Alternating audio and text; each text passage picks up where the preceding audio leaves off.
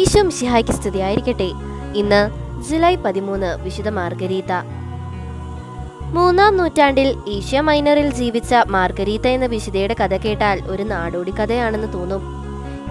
ഈ വിശുദ്ധയുടെ ജീവിതത്തെക്കുറിച്ച് ഇപ്പോൾ പ്രചരിക്കുന്ന സംഭവങ്ങളിൽ കുറച്ചൊക്കെ കഥകളുണ്ടാവാം. പക്ഷേ ഒരു കാര്യത്തിൽ മാത്രം തർക്കമില്ല. യേശുവിന്റെ നാമത്തെ പ്രതി രക്തസാക്ഷിത്വം വരിച്ച വിശുദ്ധയാണ് കന്യകയായ മാർഗരീത്ത. മാർഗരറ്റ്, മരീന, മറീൻ തുടങ്ങിയ പേരുകളിലും അറിയപ്പെടുന്ന മാർഗരീത്തയ്ക്ക് ജനിച്ച് അധികം നാൾ കഴിയുന്നതിന് മുൻപ് തന്നെ അമ്മയെ നഷ്ടമായി. മാർഗരീത്തയുടെ അച്ഛൻ പാഷണ്ഡ മതങ്ങളിൽ ഒന്നിന്റെ പുരോഹിതനായിരുന്നു. മാർഗരീത്തയെ വളർത്താൻ അയാൾക്ക് താല്പര്യമുണ്ടായിരുന്നില്ല. ക്രിസ്തുമതത്തിൽ വിശ്വാസിയായ ഒരു സ്ത്രീയാണ് പിന്നീട് മാർഗരീത്തയെ വളർത്തിയത്. അവരിലൂടെ ആദ്യമായി യേശുവിന്റെ നാമം അവൾ കേട്ടു.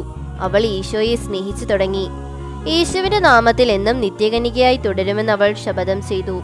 മാർഗരീത്ത അതീവ സുന്ദരിയായിരുന്നു. ഒരിക്കൽ ആടുകളെ മേയിച്ചുകൊണ്ടിരിക്കെ ഒരു റോമൻ മേലധികാരി അവളെ കണ്ടു. അവളുടെ സൗന്ദര്യത്തിൽ മതിമറന്ന് അവളെ തനിക്കൊപ്പം കിടക്ക പങ്കിടാൻ അയാൾ ക്ഷണിച്ചു. എന്നാൽ മാർഗരീത്ത വഴങ്ങിയില്ല. നിരാശനായ ഉദ്യോഗസ്ഥൻ മാർഗരീത്തയെ ക്രിസ്തുമത വിശ്വാസി എന്ന പേരിൽ തടവിലാക്കി. യേശുവിന്റെ അനുയായികളെ റോമൻ സൈന്യം കൊന്നൊടുക്കിക്കൊണ്ടിരുന്ന സമയമായിരുന്നു അത്. മാർഗരീത്തയെ വിചാരണ ചെയ്തപ്പോൾ യേശുവിനെ തള്ളിപ്പറഞ്ഞാൽ അവളെ മോചിപ്പിക്കാമെന്ന് ന്യായാധിപൻ പറഞ്ഞെങ്കിലും അവൾ അത് പുച്ഛിച്ചു തള്ളി. മാർഗരീത്തയ്ക്ക് മരണശിക്ഷ വിധിക്കപ്പെട്ടു. ഒരു വലിയ കുട്ടകത്തിൽ തിളച്ച വെള്ളത്തിലേക്ക് അവർ മാർഗരീത്തയെ എറിഞ്ഞു.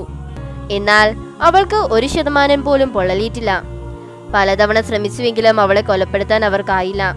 ഒടുവിൽ തലയോർത്ത് മാർഗരീത്തയെ കൊന്നു. മാർഗരീത്തയുടെ ജീവിതവുമായി ബന്ധപ്പെട്ട് ഏറ്റവും കൂടുതൽ പ്രചരിക്കുന്ന കഥകൾ അവൾ ഒരു വ്യാളിയെ കൊലപ്പെടുത്തുന്ന സംഭവമാണ്. ഒരിക്കൽ മാർഗരീത്തയെ ഒരു ഭീകര വ്യാളി വിഴുങ്ങി. വ്യാളിയുടെ വയറ്റിൽ കിടക്കവേ മാർഗരീത്ത തന്റെ കയ്യിലിരുന്ന് കുരിശുകൊണ്ട് ആ വ്യാളിയെ തൊട്ടു. ഉടൻ തന്നെ അതിന്റെ വയറു കീറുകയും മാർഗരീത്ത പുറത്തു വരികയും ചെയ്തു. ഗർഭിണികളുടെ നവജാത ശിശുക്കളുടെയും മധ്യസ്ഥയാണ് മാർഗരീത്ത. ഇംഗ്ലണ്ടിൽ 250-ലേറെ ദേവാലയങ്ങളിൽ വിശുദ്ധ മാർഗരീത്തയാണ് മധ്യസ്ഥ.